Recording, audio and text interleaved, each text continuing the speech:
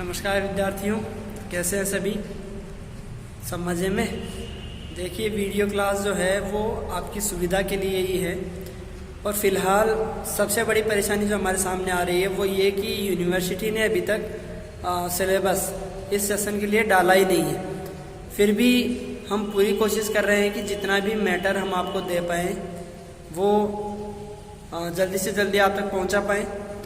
और उसमें अगर कोई त्रुटि रहती है या मान लीजिए उससे रिलेटेड आपको कोई क्वेरीज हैं तो आप हमसे कांटेक्ट कर सकते हैं। आप कमेंट में कांटेक्ट कर सकते हैं, स्क्रीन पर चल रहे नंबर्स पर आप कांटेक्ट कर सकते हैं। तो फिलहाल मेरी सलाह या मेरी राय आपसे यही है, हमारा मशवरा आपको यही है कि आप ऑनलाइन क्लास के थ्रू यानी जो अपना यूट्यूब चैनल है उस यूट्यूब चैनल के जरिए आप अपनी पढ़ाई को निरंतर जारी रखें। टाइम टू टाइम जो हमें लग रहा है कि यूनिवर्सिटी इस चीज़ को सिलेबस में रख सकती है, इस टॉपिक को सिलेबस में रख सकती है, वो टॉपिक या उससे रिलेटेड वीडियो हम आपके लिए अपलोड कर भी रहे हैं और आपको रेगुलरली इसका नोटिफिकेशन भी मिलता रहेगा। तो चलिए शुरू करते हैं आज की अपनी क्लास। चलते हैं अपने बोर्ड की तरफ, आइए। तो चलिए शुरू करते हैं अपनी आज की क्लास, जो कि दूसरा भाग है अपने बिंदु का। यानी कल हम जिस बिंदु पर विचार कर रहे थे, जिस बिंदु पर हम कल बात कर रहे थे, वो था इतिहास की एक महान प्रशासिका का बिंदु जिस पर हमने बात की। वो इतिहास की एक महान, कुशल और दूरदर्शी महिला के विषय में हमने बात की थी, जिसका नाम हमने नूरजहां रखा था, जिसका हमने नाम नूरजहां पाया था, जिसको पहले नूर महल की उपाधि प्रदान की गई थी और जिसका बचपन का नाम जो था वो मेहरुन्निसा था। मेहरुन्निसा जिसका विवाह पहले शुरुआत में जब हुआ था तो मेहरुन्निसा का विवाह पहले अली कुली या शेर अफगान के नाम के एक सरदार के साथ हुआ था, फारसी नवयुवक के साथ हुआ था। और उसकी मृत्यु के पश्चात ही जहांगीर ने उससे विवाह किया था। उसकी सुंदरता की ओर आकर्षित होकर के उससे विवाह कर लिया था। उसके बाद हमने देखा कि नूरजहां ने किस प्रकार जहांगीर के पूरे प्रशासन को अपने हाथ में ले लिया और अपने हाथ में लेने के पश्चात उसने किस तरह से मुगल प्रशासन को भली भांति हैंडल भी किया, यानी संभाला भी। और उन सब के अलावा नूरजहां की जो कमियां थी, उन नूरजहां की कमियों की वजह से ही मुगल प्रशासन में फूट पड़ी। शहरयार और खुर्रम जो है वो दोनों उन दोनों का आपस में झगड़ा भी हुआ। नूरजहां की वजह से ही जो मुगल दरबार है वो दो गुटों में बटा। नूरजहां की वजह से ही जो है वो कंधार मुगल शासन के हाथ से छिन गया। नूरजहां की वजह से ही खुर्रम को उत्तराधिकारी होने के बावजूद दक्षिण की ओर भागना पड़ा। पिता पुत्र में असमंजस की स्थितियां उत्पन्न हुई। तो ये सारी चीजें हमने देखी और आज की क्लास में हम इसी बिंदु को आगे बढ़ाते हुए जो बात करने जा रहे हैं वह नूरजहां के चरित्र और व्यक्तित्व के विषय में, कि नूरजहां का चरित्र कैसा था और उसका व्यक्तित्व कैसा था। नूरजहां का चरित्र मतलब उसने क्या अच्छा किया, क्या बुरा किया, उसमें क्या खासियतें थी, वो तो उसका चरित्र हुआ। और उसका व्यक्तित्व की उसका एक तरह से स्वभाव कैसा था। तो इस विषय में डॉक्टर ईश्वरी प्रसाद जो है, एक प्रसिद्ध इतिहासकार डॉक्टर ईश्वरी प्रसाद जो है, वो क्या कहते हैं, इन्होंने कहा है कि नूरजहां जो है वो बहुत बड़ी, अद्भुत प्रतिभा और भारी बुद्धिमत्ता वाली महिला थी। यानी इनमें बहुत प्रतिभा थी और ये बुद्धिमती भी थी, काफी बुद्धिशाली थी। नूरजहां जो है वो बिना किसी कठिनाई के साम्राज्य की जो कठिन समस्याएं हैं उनको सुलझा लेती थी, उनको सॉल्व कर लेती थी। यानी जितनी भी प्रॉब्लम्स उन्होंने फेस की उनका सॉल्यूशन भी नूरजहां ने अपने स्तर पर ही निकाल लिया था। कोई भी राजनीतिक और कूटनीतिक समस्या जो होती थी, मतलब ऐसी कोई कूटनीतिक या राजनीतिक समस्या नहीं थी जिसका सॉल्यूशन, जिसका समाधान जो है वो नूरजहां के पास ना हो। तो ये चीजें या ये शब्द जो है वो किसके हैं? नूरजहां के विषय में डॉक्टर ईश्वरी प्रसाद के हैं। अब नूरजहां जो है वो मध्यकालीन इतिहास की एक सर्वोत्तम महिलाओं में से एक महिला है, कुशल प्रशासिका है। तो इसका जो सबसे पहला चरित्र के विषय में बिंदु आता है वो आता है इसका चरित्र को लेकर के, इसके व्यक्तित्व को लेकर जो सबसे पहला बिंदु आता है वो है इसका रूपवती होना, यानी इसका आवश्यकता से अधिक सुंदर होना।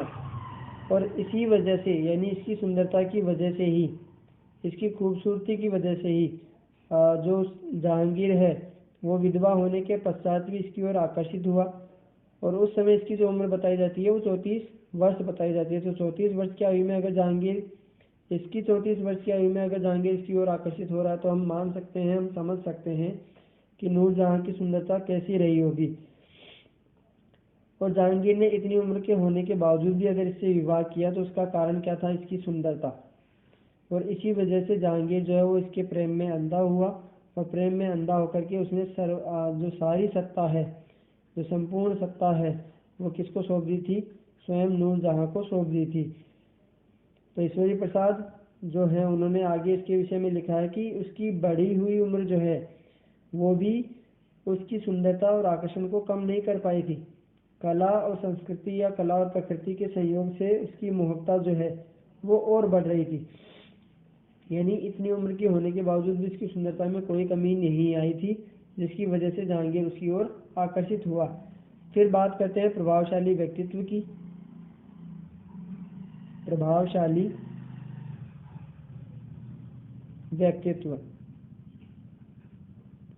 तो इसका जो प्रभावशाली व्यक्तित्व था, इसी की वजह से उसने इतने समय तक, इतने लंबे समय तक जहांगीर के शासन को संभाला, उस पर नियंत्रण रखा।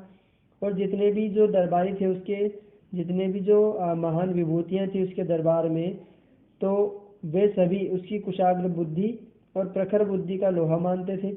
यानी उसके जो दरबारी हैं वह स्वयं इस बात को स्वीकार करते हैं कि जो नूरजहां थी वो कुशाग्र बुद्धि वाली थी, यानी बहुत विलक्षण बुद्धि की धनी थी। फिर बात करते हैं उसको एक उदार महिला के रूप में देखना कि नूरजहां जो है, मेहरुन्निसा जो है वो कैसी थी? उदार महिला थी, यानी दयालुता का भाव भी उसमें था।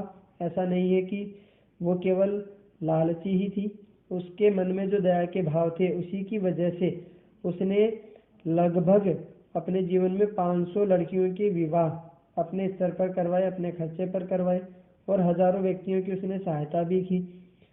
और जितने भी समर्थक उसके थे, समर्थक मतलब जो भी उसका सहयोग करते थे, जो भी उसके आदेशों के अनुसार चलते थे, जो उसकी नज़र में सही थे, ऐसे लोगों को वो हर समय सहयोग करती थी। हर संभव प्रयास होता था उसका कि उनको सहयोग किया जाए।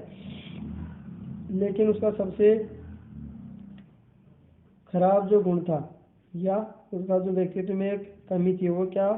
कि वो एक अभिमानी महिला थी। यानी गर्व से या घमंड से चूर जो महिला जिसको हम कह सकते हैं, वो उन महिलाओं में से एक थी। इसी वजह से उसने सत्ता का लालच रखा, इसी वजह से वो अपनी सत्ता के खो जाने का या उसके सत्ता उसके हाथ से छिन जाने का डर उसको हमेशा बना रहता था। और इसी वजह से उसने दरबार में 2 गुट बना दिए थे। यानी वो अभिमानी थी, घमंडी व्यक्ति ही ऐसा कर सकता है, क्योंकि उसको अपनी सत्ता जाने का डर रहता है, भय रहता है। और इसी भय के चलते उसने दरबार में 2 तरह के गुट बना दिए, लोगों को आपस में लड़वा दिया। फिर अगर हम आगे बात करें, यानी अभिमानी महिला होने के साथ साथ वो क्या थी? एक महत्वाकांक्षी महिला भी थी, महत्वाकांक्षी। तो नूरजहां जो है वो बहुत अधिक महत्वाकांक्षी थी। उसने अपनी आकांक्षाओं को पूरा करने के लिए ही दरबार में कई षड्यंत्र भी रचे थे। उसने क्या किया था? कई षड्यंत्र भी रचे थे, और इन्हीं षड्यंत्रों की वजह से दरबार में फूट पड़ी थी, गुट बने थे। उसने क्या किया? अपनी राजनीति के जाल में सभी दरबारियों को फंसाए रखा। क्यों? क्योंकि अगर वो अपनी राजनीति के जाल में उन दरबारियों को फंसाए रखेगी तो उसी वजह से उसका नियंत्रण उन सब पर बना रहेगा, उसका जो साम्राज्य है वो कायम रहेगा। या हम ऐसा कह सकते हैं कि ऐसा करने की वजह से ही उसकी जो अधिकारिता है वो उन सब पर बनी रहेगी, यानी वो उसके अधीन कार्य करते रहेंगे। और ऐसा करके ही उसने अपना प्रभाव जो है वो अपने दरबारियों पर बढ़ाया। और जहांगीर जो था, उस जहांगीर को केवल नाम मात्र का शासक उसने बना करके रखा। फिर बात करते हैं उसके साहसी और उत्साही होने की। साहसी व उत्साही महिला थी।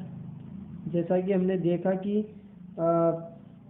पिछले बिंदु में या पिछले क्लास में हमने देखा था कि महावत खान ने जब जहांगीर को और मेहरुन्निसा यानी नूरजहां को कंधार जाते हुए गिरफ्तार कर लिया था या अपने कैद में डाल दिया था, तब अपने साहस के बल पर ही या अपने उत्साह के बल पर ही नूरजहां ने उस महावत खान के सैनिकों में फूट डाल करके उनको अपने पक्ष में किया और अपने पक्ष में करके उसने जहांगीर और स्वयं को वहां से स्वतंत्र करा लिया। तो ये उसका साहस ही था, वरना स्वयं शहंशाह उस समय कौन था?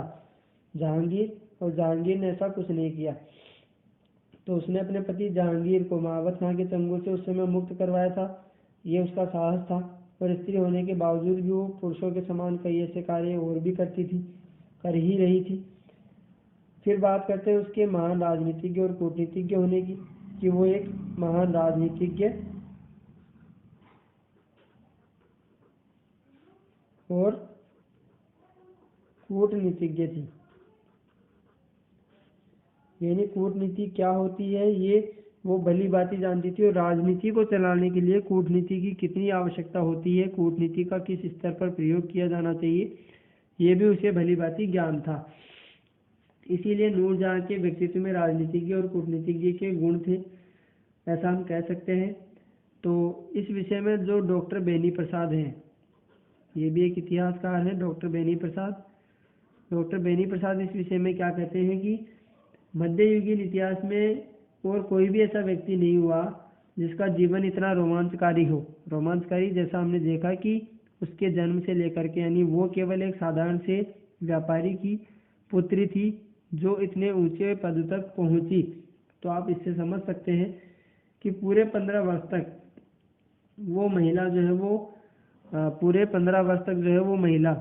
पूरे मुगल दरबार का, पूरे मुगल शासन का आकर्षण का केंद्र बन करके रही थी।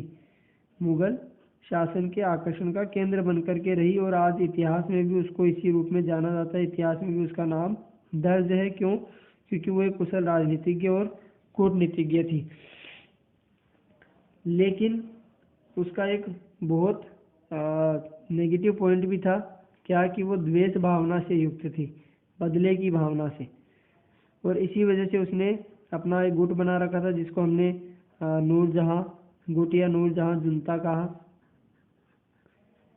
तो वो बदले की भावना से काम करती थी, ये इसका एक बहुत नेगेटिव पॉइंट था। और इसीलिए उसने दलबंदी भी की, और जहांगीर से विवाह करने के बाद ही नूरजहां ने दरबार में दलबंदी प्रारंभ कर दी थी। यानी ऐसा नहीं है कि उसके साथ कुछ गलत हुआ उसके बाद उसने ऐसा किया हो, बल्कि वो उसके स्वभाव में था, उसके नेचर में था। तो दरबार को दो दलों में बांटने का काम भी किसने किया? नूरजहां ने। क्यों? क्योंकि वो द्वेष भावना से युक्त थी। तो ये सारे जो उसके चरित्र या व्यक्तित्व के विषय में बिंदु हमने देखे, इससे यही साबित होता है कि नूरजहां थी तो एक प्रभावशाली महिला। क्या थी? एक प्रभावशाली महिला थी, बुद्धिमती महिला थी, कुशाग्र बुद्धि वाली थी, रूपवान थी, इसके साथ साथ कुशल प्रशासिका थी, चतुर थी, महत्वाकांक्षी थी,